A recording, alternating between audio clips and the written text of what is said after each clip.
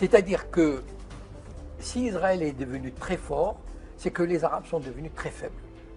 Et il n'y a pas de mesure. Comment expliquer ça? C'est que, d'abord, il y a eu la destruction de pays comme l'Irak, la Libye. C'est un signe qu'on a envoyé aux Arabes, aux dirigeants arabes.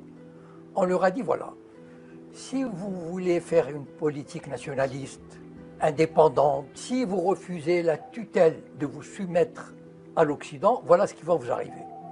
Et vous savez, les prétextes, on peut toujours trouver un prétexte pour détruire un pays. Il n'y a pas de problème. Voilà. Donc, on a envoyé des messages à des pays. Il y a des pays comme le Maroc et l'Algérie, par exemple, on les menace avec le séparatisme. Ça veut dire qu'il y a le Mossad qui travaille dans les zones berbères, etc.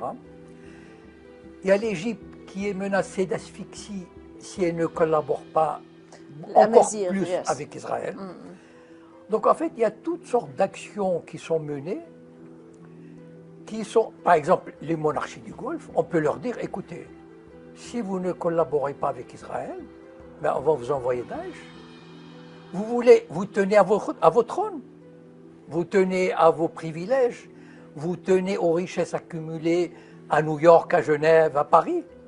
Collaborez. Sinon, on vous confisque vos biens et on vous envoie Daesh.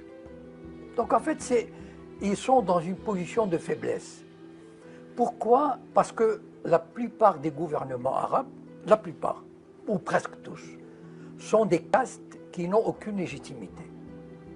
C'est-à-dire, ce sont des groupes qui ont pris le pouvoir et qui se maintiennent au pouvoir avec des tas de privilèges. Tous les gouvernements arabes aujourd'hui, qui sont des castes, ont tout à perdre de résister.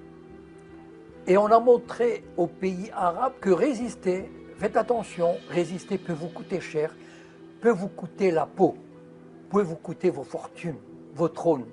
Donc,